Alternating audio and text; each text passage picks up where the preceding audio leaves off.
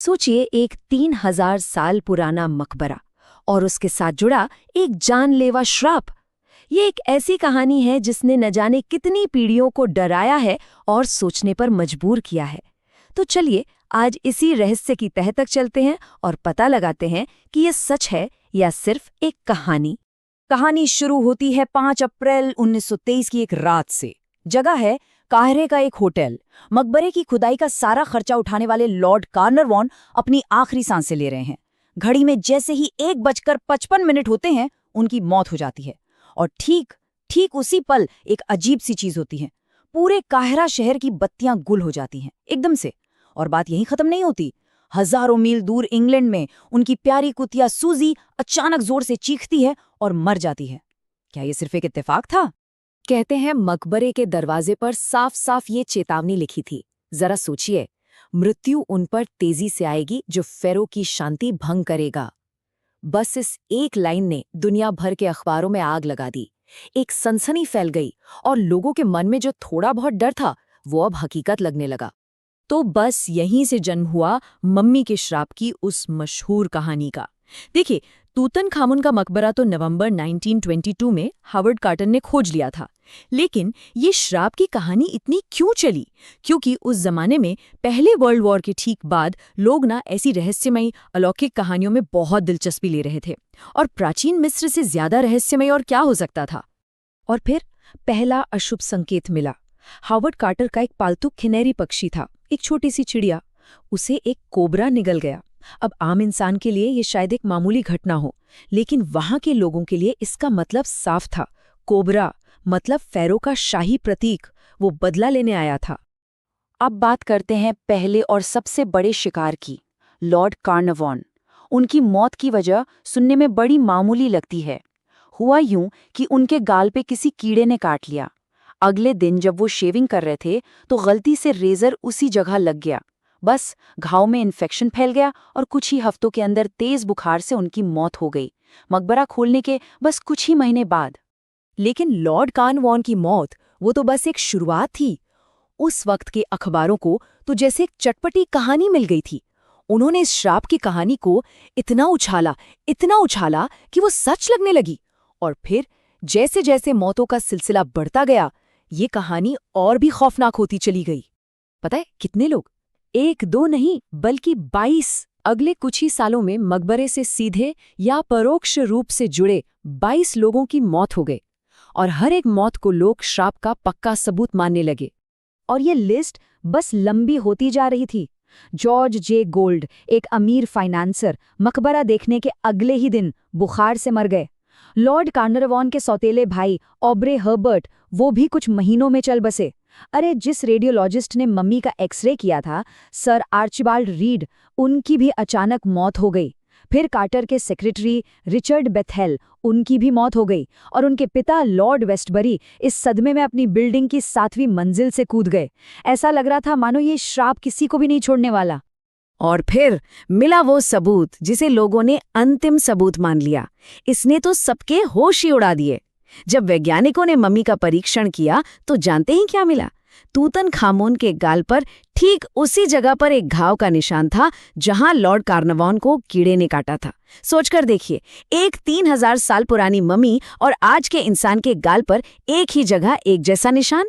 इससे बड़ा सबूत और क्या हो सकता था?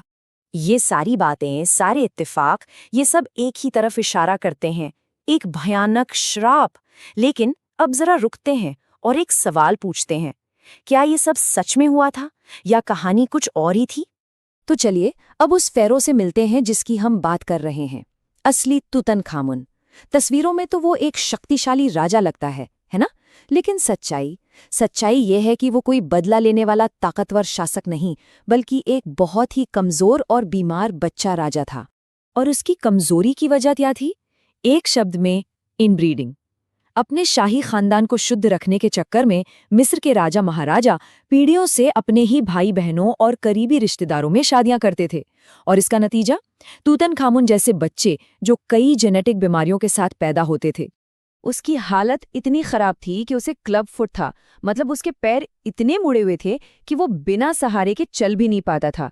शायद इसीलिए उसकी कब्र से 130 चलने वाली छड़ियां मिली थी। उसे खोलर नाम की हड्डियों की एक बहुत दर्दनाक बीमारी थी। और तो और उसकी मम्मी की जांच से पता चला कि उसे मलेरिया भी था। मतलब उसकी जिंदगी ताकत और शान की नहीं, बल्कि दर्द और तकलीफ की कहानी थी। तो अब जब हम असली तुतनखामुन को जान गए हैं, तो चलिए एक एक करके उन तथाकथित सबूतों की पड़ताल करते हैं जिन्होंने इस श्राप की कहानी को इतना बड़ा बना दिया। देखते हैं कि उनमें कितना दम है। सबसे पहले वो सबसे बड़ी बात, वो श्राप वाला शिलालेख। मृत्यु उन पर तेजी से आएगी। जानते हैं सच्चाई क्या है? ऐसा कोई शिलालेख मकबरे में था ही नहीं। ये पूरी कहानी एक पत्रकार ने अपनी तरफ से बना दी थी। क्यों? क्योंकि जब उसने टीम के एक आदमी से पूछा कि क्या कोई श्राप है, तो वो बस मुस्कुरा दिया। उसने ना हाँ कहा ना, और पत्रकार ने अपनी कहानी बना ली। अच्छा, तो फिर कुछ लोग बीमार क्यों पड़े? इसका एक साइंटिफिक कारण भी हो सकता है। देखिए, हजारों साल से बंद मकबरों में एस्परजिलस नाइजर नाम का एक जहरीला फंगस पनप जाता है। ये इतना खतरनाक है कि अगर सांस के जरिए अंदर चला जाए तो फेफड़ों में भयानक इन्फेक्शन कर सकता है, जो जानलेवा भी हो सकता है। और तो और इस पर बाकायदा रिसर्च भी हुई है। 2002 में ब्रिटिश मेडिकल जर्नल ने एक स्टडी की। उन्होंने उन लोगों को देखा जो मकबरे में गए थे और उन लोगों को जो उस टीम का हिस्सा थे पर अंदर नहीं गए। और नतीजा? दोनों ग्रुप्स के लोग लगभग एक जैसी औसत उम्र तक जिए। मतलब मकबरे में जाने से किसी की उम्र कम नहीं हुई। श्राप का कोई असर नहीं दिखा। और रही बात उन अजीब इत्तेफाकों की, जैसे कायरो की बिजली जाना। सच तो ये है कि उस जमाने में कायरा में पावर कट होना एक बहुत ही आम बात थी। और उनकी कुतिया की मौत, जब टाइम जोन का ठीक से हिसाब लगाया गया तो पता चला कि दोनों की मौत एक ही वक्त पर नहीं हुई थी। बस सनसनी बनाने के लिए खबर को ऐसे जोड़ा गया। लेकिन इस श्राप की कहानी के खिलाफ जो सबसे बड़ा, सबसे पुख्ता सबूत है, वो उन लोगों की कहानी है जिन्हें कायदे से सबसे पहले मरना चाहिए था। सोचिए, लॉर्ड कार्नरवॉन की बेटी लेडी एवेलिन, वो मकबरे में घुसने वाले पहले लोगों में से थीं। वो 78 साल तक जिंदा रहीं। जिस डॉक्टर ने मम्मी का पूरा परीक्षण किया, डॉक्टर डगलस डेरी, वो भी 87 साल की उम्र तक जिए। और सबसे बड़ा निशाना कौन होना चाहिए था? हावर्ड कार्टर, जिसने मकबरा खोजा, जिसने उसे सबसे पहले खोला। वो भी खोज के 16 साल बाद 64 की उम्र में अपनी स्वाभाविक मौत मरे। कार्टर से उनकी पूरी जिंदगी लोग इस श्राप के बारे में पूछते रहे और वो हमेशा एक ही जवाब देते थे, मैं तो अभी भी जिंदा हूं। शायद यही सबसे बड़ा जवाब था। तो फिर असली श्राप क्या था? देखिए, प्राचीन मिस्र में लोग मानते थे कि असली श्राप मौत नहीं है। असली श्राप है भुला दिया जाना। जब दुनिया आपका नाम लेना बंद कर दे, तब आपकी असली मौत होती है। और तूतनखामुन के साथ यही हुआ था। उसके बाद आए राजाओं ने इतिहास से उसका नामो निशान मिटा दिया था।